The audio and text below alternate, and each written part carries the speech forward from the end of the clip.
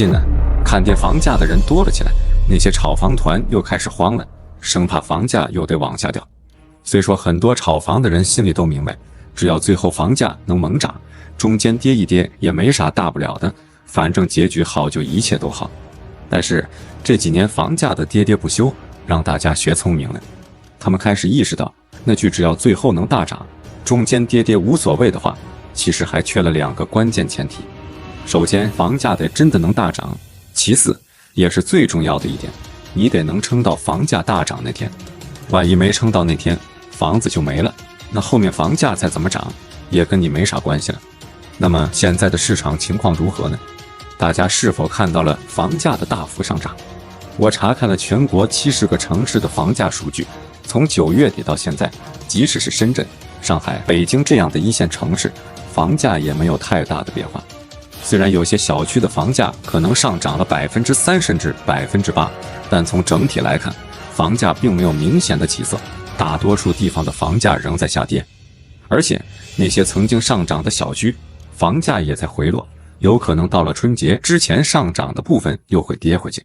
影响房价上涨的关键因素还是人们的收入状况。我一直强调，房价不可能无缘无故的大幅上涨，要实现上涨，必须有能够提高人们收入的因素出现，哪怕是只有一部分人的收入增加，否则房价很难有所上涨。回顾2008年、2015年、2020年的房价大涨，每次都是这样。特别是2020年，由于资金投入不足，房价虽然一度上涨，但最终还是回落了，那些在高位入市的人损失惨重。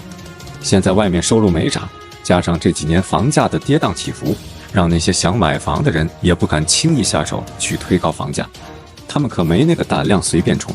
咱们来理智的盘子一下，在北京、上海这些一线城市，买一套刚需房的600万，咱们就算首付150万，剩下450万的贷款。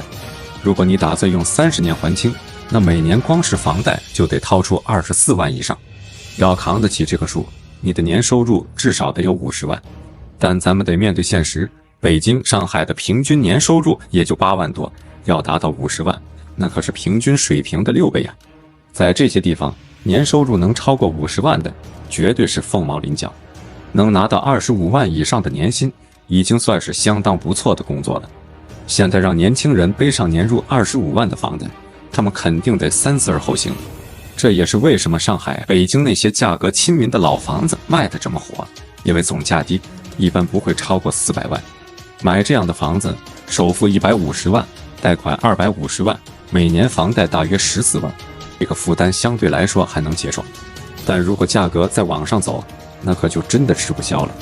改变大家的预期并不难，难的是真正让大家的钱包鼓起来。我觉得咱们国内的楼市管理做得真不错，预期管理的能力一点也不输给国外。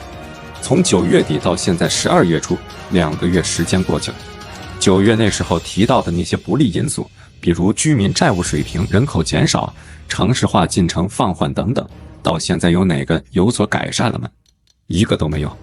但就是在这些看跌房价的不利因素都没变的情况下，国内通过预期管理，愣是把10月、11月的楼市成交量给拉升了，这得多不容易。所以说，国内的楼市管理确实不是盖的。再聊聊春节前楼市的情况，我个人觉得有点悬，主要是2个原因。首先，看看那些大开发商，今年他们的销售目标普遍没达成，这意味着到了12月，他们可能会加大促销力度，降价销售，以期为明年的销售业绩打基础。现在市场上买房的人本来就不多，新房都在降价，那二手房市场怎么办？新房不仅库存量大，质量还高，还愿意降价，这使得二手房更难卖出去了。再来说说第2个原因，做实体生意的人都知道，年底是最艰难的时候，这时候要给员工发年终奖，要给供应商结账，还有各种人情往来，处处都需要钱。这些老板手里可能有不少房产，年底资金紧张时，他们可能会选择卖掉二手房来换取现金。他们不太愿意去银行贷款，因为对未来不太乐观，而且银行的贷款利率也不低，至少在3%以上。如果他们对前景有信心，可能会考虑用房产抵押贷款，但现在他们对未来不太看好，所以贷款的可能性就小了。到时候为了换现金，他们可能会降价卖房。如果小区里有几个这样的老板，就足以影响整个小区的房价。别的因素暂且不提，就这2个原因，我觉得12月房价下跌的可能性很大。我虽然相信政策的影响力，但我也相信经济规律。政策可以在短期内影响楼市，比如今年9月、5月的政策利好就让成交量有所上升，但要彻底改变整个市场趋势，那可就难了。回想一下2016年到2021年那会，房价涨的那叫一个猛，政策出了不少，但似乎都没啥大用，房价还是一个劲的涨，这涨完那涨。要是政策真那么管用，就不会有那波空前绝后的房价大涨了。2016年底房住不炒的口号都出来了，房价不还是照样涨得厉害？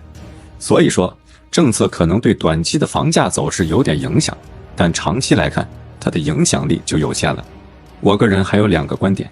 首先，感觉上头并不是真的想把房价再炒起来，他们的态度看起来还是比较谨慎的，更倾向于保持市场的稳定，而不是去大力推动房价上涨。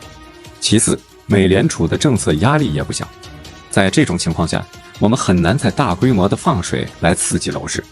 一方面，我们自己也不想让房价涨得太猛；另一方面，美国的政策也在一定程度上限制了我们的操作空间。